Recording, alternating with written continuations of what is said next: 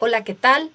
Si estás viendo este video, entonces asumo que ya viste el video número 1, que es de la bienvenida a este curso de desviaciones.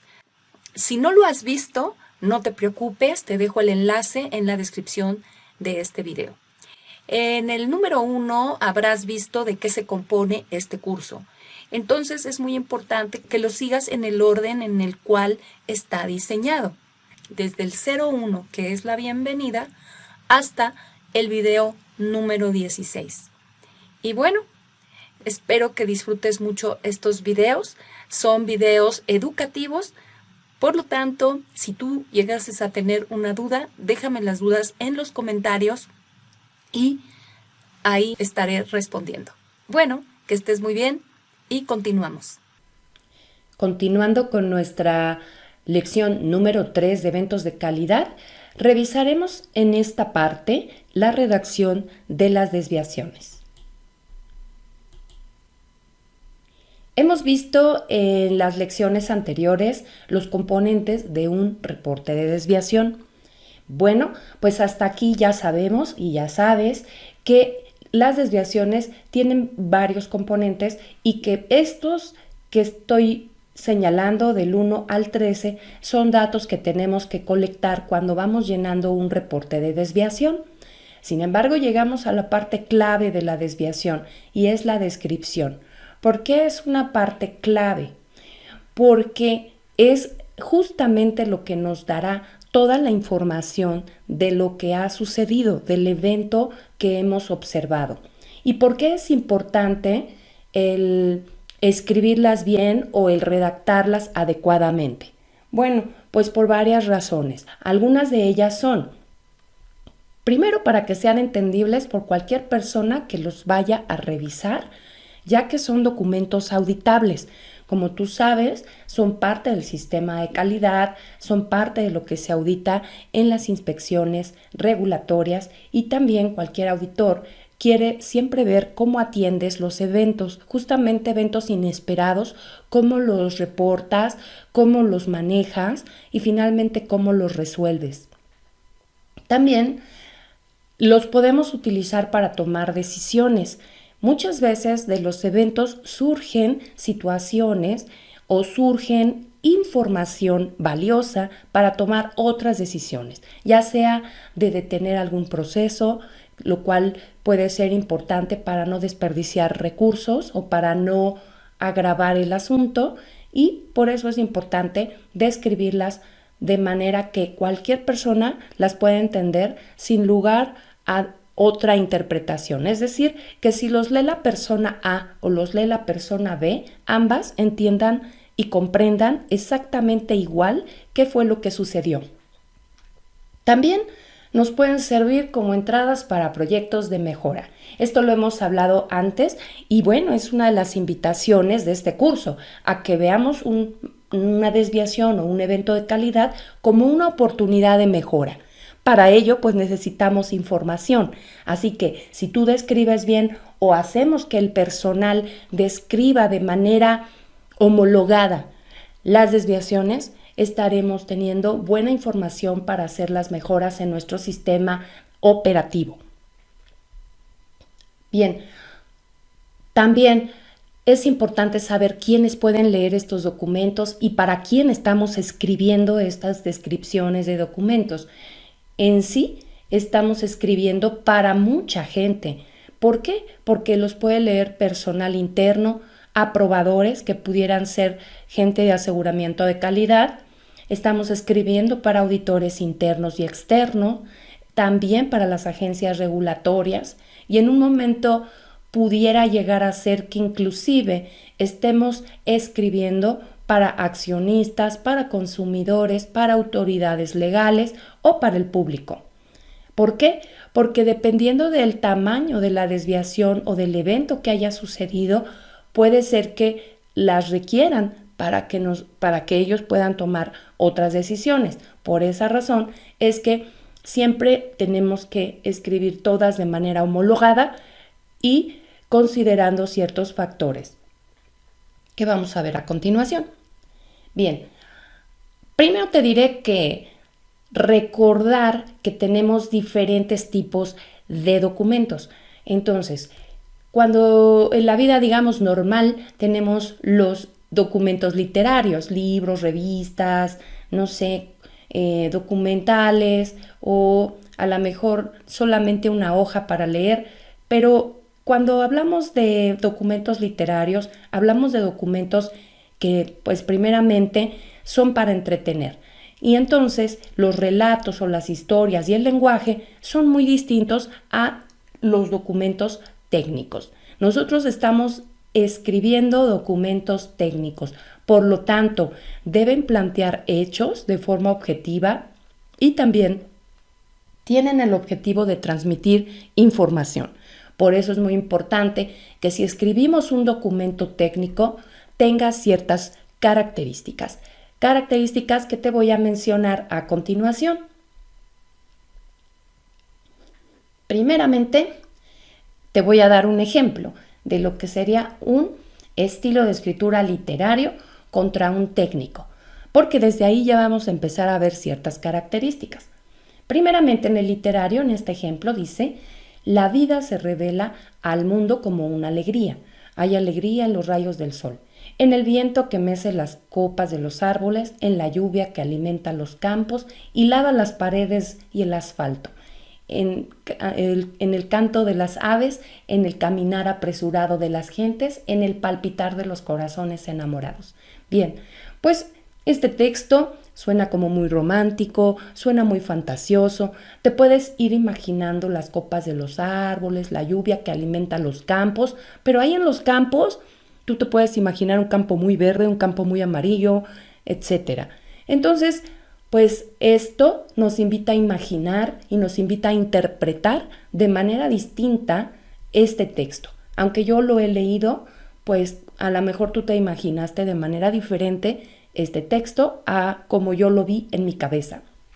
Y en los documentos técnicos se trata de verlos de manera diferente, es decir, se trata de escribirlos de manera muy concisa y muy diferente a como es un documento literario, para justamente lograr un objetivo, el que todo el mundo entienda lo mismo y que no te imagines las cosas. Entonces, por el contrario del literario, aquí no queremos echar a volar la imaginación.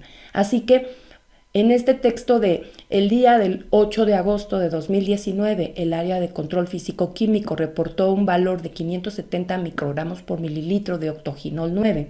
En el análisis de liberación del lote MX11X03, el criterio de aceptación en la especificación 3B de octoginol es octoginol 9 no mayor a 560 microgramos por mililitro, y pues lo firma un químico.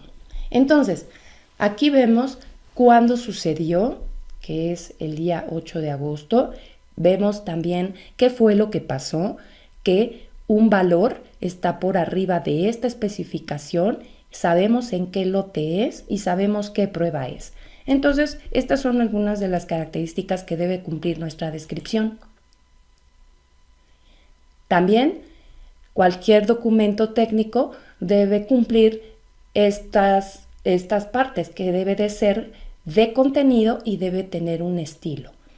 El contenido, cuando decimos que tenga contenido, que no esté escueto, hablamos de contenido presente, es decir, que no tenga espacios en blanco o lagunas, por decirlo así, que dentro de lo que es el texto le falta información. También hablamos de que sea correcto. Y muchas veces decimos, es que esto no está bien, esto no está correcto. Bueno, ¿a qué le vamos a llamar correcto? Justamente, por lo menos a estos 3 puntos, que cumpla estas 3 características, que esté libre de error, y para eso debemos de poderlo verificar o corroborar. Y todos los cálculos o datos relevantes pueden ser y son verificados y son exactos, ¿sí? Entonces, digamos que aquí vamos avanzando en lo que es correcto. Si yo digo libre de error, tengo que poder verificarlo definitivamente, ¿no? Y entonces debe de ser también la información exacta cuando estamos hablando de datos, y entonces deben de ser comparados contra una referencia. Bien, también deben cumplir con cierto estilo. El estilo tiene 7 características o 7 elementos o 7 puntos a cumplir que a continuación vamos a revisar. Cuando hablamos de información fundamentada, es que tengas un soporte científico, es decir, que te apoyes en la regulación, en la norma o en algún reporte ya elaborado, en algún protocolo, en alguna parte que te diga toda la información. Es decir, muchas veces decimos justificar cualquier situación o cualquier documento técnico, lo tenemos que justificar. ¿Por qué tomamos una decisión? ¿Por qué dijimos que iba a ser de cierta manera? Bueno, pues para eso nos van a pedir un soporte científico. Entonces, tiene que estar fundamentado. Bien, también debe de ser información completa, es decir, que no dé lugar a preguntas adicionales. Si tú lo lees y todavía tienes más preguntas, entonces seguramente la información no está completa. También algo que debemos cuidar es de no sobreinformar. Aquí lo puse en otro color, justamente porque también no se trata de decir de más, porque eso puede confundir a los lectores y puede también desviar la información de donde queremos que se enfoque el lector. También tiene que ser relevante. ¿Y a qué le llamamos relevante? Algo que no nos dé información adicional que nos sirve. Aquí en este ejemplo de la tortuguita te presento que, bueno, el paciente vive en su casa con su madre y su padre y una tortuga que es su mascota y que recibe cuidados 3 veces a la semana. Probablemente si esta persona fue al doctor y le preguntó si tenía mascotas, está bien. Hay que decir que vives con una tortuga. Sin embargo, ya decir que recibe cuidados 3 veces a la semana, pues a lo mejor eso sale sobrando. Hay que decir solamente la información que es relevante para el caso que estamos tratando. También decimos que es coherente si también sigue una secuencia ordenada y continua, lógica, va siguiendo patrones lógicos. Esto quiere decir que si vas a describir un evento, podrías decir, primero sucedió el día 1 de abril, por decirte algo, se cayó el cuñete.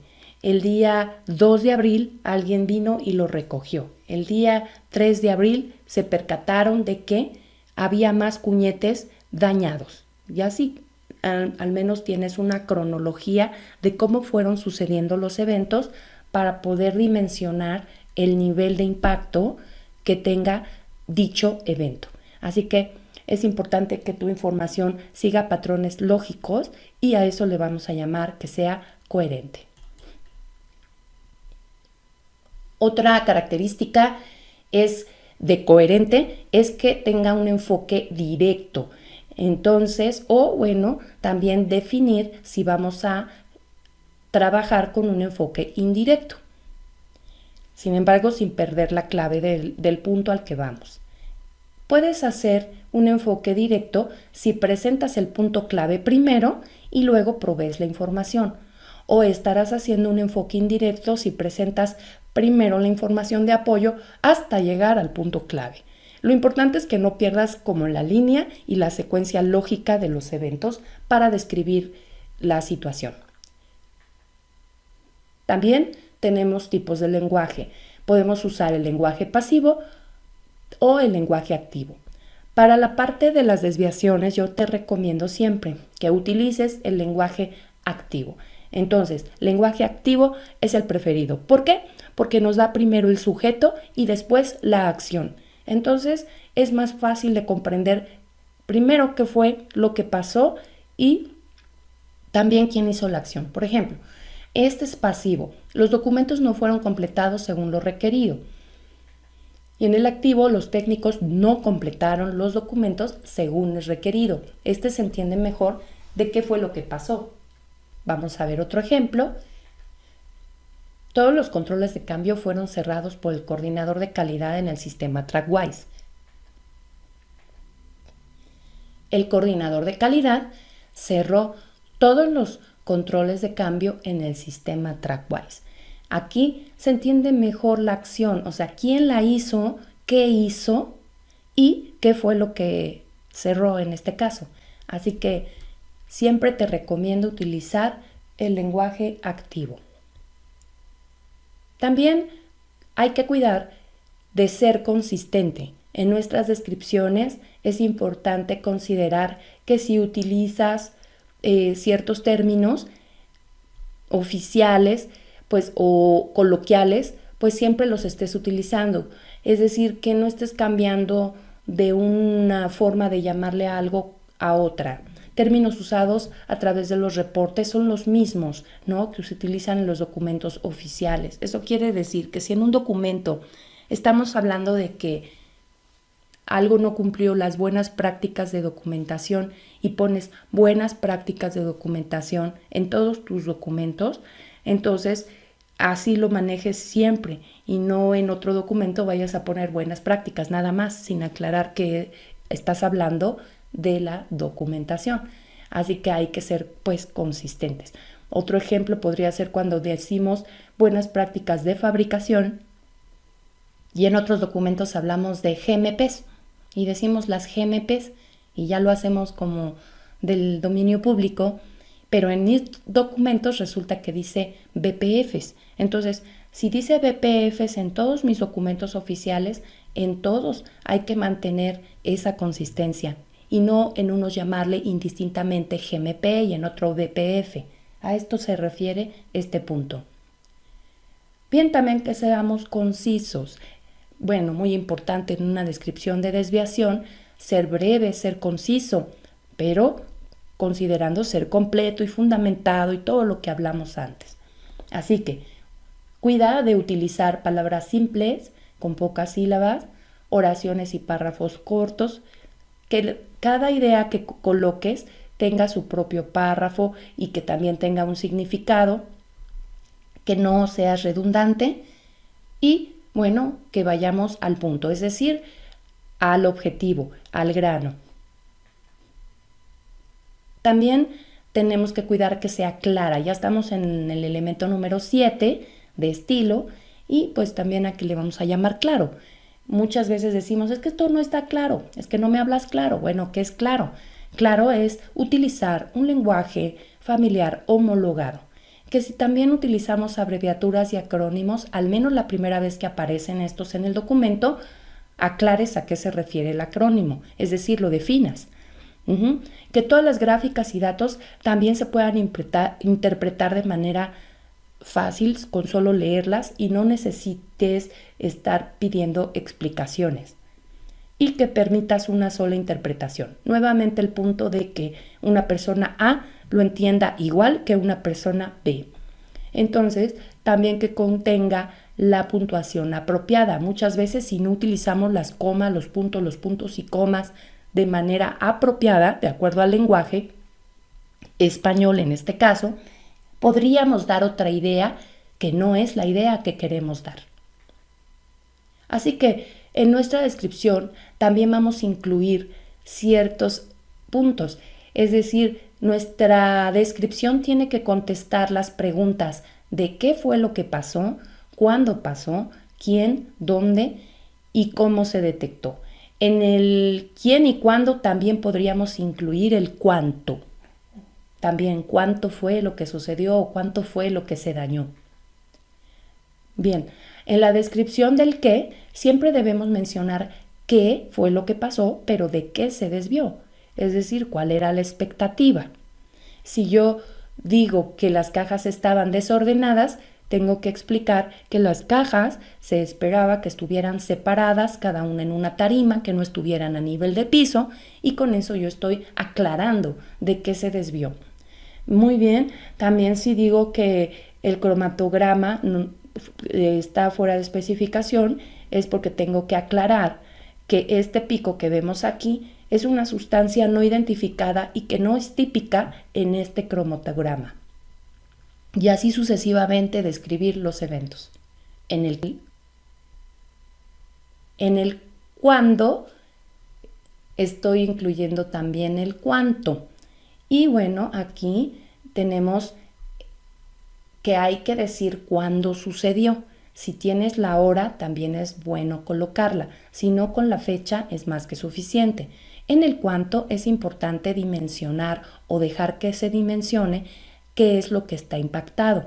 Por ejemplo, cuando hablábamos de los elementos que vimos anteriormente, decíamos si es un lote o son más lotes, si es un producto o más productos impactados, o si se impactó un sistema, o si se impactó un solo equipo o más equipos. Aquí es importante mencionar qué es lo que está impactado, al menos de manera preliminar cuando estamos describiendo el evento. ¿Quién? Es importante incluir quién detectó la situación, es decir, durante el recorrido los técnicos de mantenimiento detectaron tal cosa, o el asegurador de calidad mientras estaba investigando. Entonces aquí tengo que mencionar que fue el asegurador de calidad o los técnicos de mantenimiento. En la parte del dónde hay que mencionar en qué área se detectó la desviación, si fue en el almacén, si fue en la parte de producción, en qué cuarto de producción, si fue en laboratorio, en qué laboratorio, si fue de microbiología, de físico-químicos o en el cuarto de máquinas o de calderas. Hay que especificar en dónde detectamos la desviación que vamos a describir. También hay que decir mediante qué fue que lo detectamos. Probablemente al comparar información, al estar revisando un reporte, nos detectamos un problema adicional y entonces ahí es donde levantamos la desviación, o quizá provenga de alguna queja o también de alguna revisión que hagas en campo o mediante un mantenimiento preventivo, etc. En la descripción, como resumen entonces, debemos incluir qué se desvió de qué, o sea, qué material, de qué etapa, qué fue lo que pasó y de qué documento establecido, porque si es una desviación, hablamos de que es un requerimiento ya establecido. Por lo tanto, debemos decir si fue de alguna especificación, de algún protocolo de calificación, de algún documento legal, de algún procedimiento, de qué se desvió. ¿Cuándo sucedió la falla, la fecha y la hora? ¿Quién realizó la acción directamente en la falla? ¿Dónde? El lugar o componente donde está la afectación, producto, instalación, etc. ¿Cómo se detectó? Es decir, el mecanismo de detección durante la revisión, durante la auditoría, durante el análisis. Y nunca contestar la palabra o la pregunta ¿por qué? También debemos incluir el cuánto, recuerda, y nunca contestar por qué. El por qué lo vamos a contestar cuando hagamos la investigación. Aquí vamos a ver unos ejemplos de descripciones a las cuales les falta elementos. Aquí, se aprobaron los lotes con resultados de título infeccioso del certificado de origen. Un sistema no actualiza fecha y hora. Como vemos, no nos dice en qué sistema y no nos dice de qué se está desviando. Aquí también no tiene impacto la biocarga, ya que la solución pasa por el proceso de filtración. Aquí parece más bien una explicación más que una descripción de un evento. Se detectaron partículas presentes en la solución de hidróxido de sodio, pero no nos dice en qué etapa de producción, qué es lo que está impactado, de qué especificación se está desviando, qué tipo de partículas, cuándo sucedió, quién lo detectó. El señor Juan Pérez no cerró los cuñetes de la materia prima muestreada. Aquí sí nos dice quién y nos dice que fue de la materia prima, pero no nos dice cuál materia prima, cuántos cuñetes y tampoco nos dice la fecha, cuándo fue, etcétera, ni tampoco cómo se está detectando esta situación. Sin embargo, aquí te voy a mencionar un ejemplo de cómo sería una descripción incluyendo qué se desvió de qué, cuándo, quién, cuánto y cómo. Con estos colores lo vamos a poder identificar. En el siguiente evento de desviación estamos describiendo que el día 19 de junio de 2019, el químico de documentación detectó durante la inspección de COFEPRIS que los datos crudos del reporte de monitoreo de 3 días de temperatura del almacén realizados en el mes de enero estaban extraviados, cuando lo esperado era que el reporte de monitoreo de temperaturas tuviera como anexo impreso los datos crudos extraídos de los dispositivos monitores utilizados para obtener los datos, de acuerdo con el procedimiento de buenas prácticas de documentación y emisión de reportes número PNO 021 versión 1. En amarillo te estoy colocando qué se desvió de qué. Aquí podemos identificar en esta descripción el qué pasó, que son los datos crudos del reporte están extraviados, y de qué se desvió, pues de que no están acorde con el PNO de buenas prácticas de documentación, que nos dice que lo debemos anexar. También nos dice cuándo pasó o cuándo estoy detectando. El día 19 de junio me percaté. ¿Y quién se percató? El químico de documentación. También cuánto, el reporte de monitoreo de 3 días de temperatura que fueron realizados en el mes de enero. Y cómo, bueno, se detectó durante la inspección de COFEPRIS. Espero que nunca te suceda esto, que justamente cuando te lo está pidiendo COFEPRIS es cuando te das cuenta que no lo tienes. Por eso hay que hacer un plan. Para eso tengo otro curso y bueno, esperemos que nunca te pase. Pero bueno, esta sería una excelente descripción considerando todos estos elementos. En este otro ejemplo también te muestro en amarillo el qué se desvió de qué. Aquí hablamos de instrumentos de calibración que no estaban calibrados y bueno, se detectó que 5 instrumentos pues no habían sido calibrados y que rebasaron pues los 30 días, que era lo esperado, siendo que estaban en 60 y bueno, pues esto en concordancia o no, más bien no concordancia con el PNO de calibración, es decir, ¿de qué se desviaron? Del PNO de calibración. ¿Cuándo fue que se detectó esto? Bueno, se detectó el 11 de marzo de 2020. Y bien, ¿quién lo detectó? El responsable de aseguramiento de calidad. Y bueno, ¿y cuánto es lo que está afectado? Bueno, son 5 instrumentos que rebasaron y llegaron a 60 días, es decir, pasaron de los 30 días de tolerancia para ser calibrados. ¿Y quién? Bueno, o cómo fue detectado durante la revisión de cumplimiento mensual del programa de calibración. Entonces, así es como debemos describir las desviaciones, incluyendo estas 5 preguntas, y es muy importante que tenga una secuencia lógica de los eventos tu descripción y que no dé lugar a otra interpretación. Más adelante, en el formato que te voy a presentar, vamos a integrar todos los elementos, incluidos estos de la descripción, así como todos los anteriores que hemos revisado, en un formato inteligente. Siempre recomiendo que tu formato inteligente tenga ya predefinidas la forma de cómo describir una desviación, lo vamos a ver, para que sea más fácil y puedas homologar con todo el personal la forma de describir y que no te cambien la redacción cada vez que llega descrita por personas diferentes. Es decir, como es un sistema que todo mundo puede utilizar, o sea, vas a tener muchos usuarios, los puedes capacitar a todos. Sin embargo, a la mera hora, cuando suceden los eventos y quieren describirlos, si tu formato ya trae cierto patrón a seguir, entonces será más fácil que la gente recuerde cómo debe de redactarlos. Y hasta aquí con esta lección. Vamos a la siguiente.